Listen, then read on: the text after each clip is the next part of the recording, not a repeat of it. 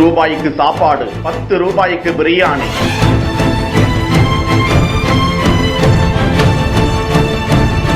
காசு இல்லைன்னு யாரு வந்தாலுமே நம்ம கடையில ஃப்ரீ தான் சார்.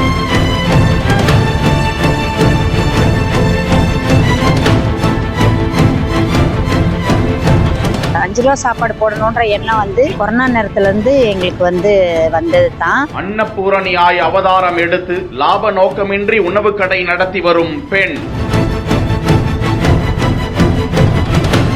திருச்சி மாவட்டத்தை சேர்ந்த பெண் புஷ்பராணி. அவரது கணவர் வெல்டிங் தொழில் செய்து வருகிறாராம். புஷ்பராணி கொரோனா காலகட்டத்தில் பலர் வேலையின்றி ஊதியமின்றி கஷ்டப்பட்ட போது அந்த குடும்பத்தின் உணவு தேவையை பூர்த்தி செய்யும் வகையில் திருச்சி அண்ணா விளையாட்டு அரங்கம் மற்றும் சத்திரம் பேருந்து நிலையம் ஆகிய பகுதிகளில் ₹5 அனைத்து வகையான உணவுகளும் கிடைக்கும் வகையில் உணவு கடைகளை நடத்தி வந்தார். இதற்கிடையே தனது உடல்நிலை காரணமாக சத்திரம் பேருந்து நிலையத்தில் கடையை நடத்த முடியவில்லை. தொடர்ந்து அண்ணா விளையாட்டு அரங்கம் பகுதியில் முக்கியமாக புஷ்பராணி இந்த கடையை வியாபார நோக்கில் நடத்தாமல் சேவை செய்யும் மனப்பான்மையுடன் நடத்தி வருகிறார். நேரில் வந்து அங்கு உணவு சாப்பிடுபவர்களுக்கு ₹5 மட்டுமே பெறப்படுகிறது. பார்சல் பெற்று செல்பவர்களுக்கு ₹30 கட்டணம் பெறப்படுகிறது. கல்லூரி மாணாக்கர்கள், பார்வையற்றவர்கள், காது கேளாத, வாய் பேச முடியாத மாணவர்கள் இங்கு வந்து பணம் இருந்தாலும் இல்லாவிட்டாலும் உணவை வாங்கி உண்டு செல்கிறார்கள். முக்கியமாக ஏழை எளியோர், மாற்றுத்திறனாளிகள், வறுமை கோட்டிற்கு கீழே இருந்தால் அவர்களுக்கு உணவு இலவசம் என்கிறார் புஷ்பராணி. அந்த சமூக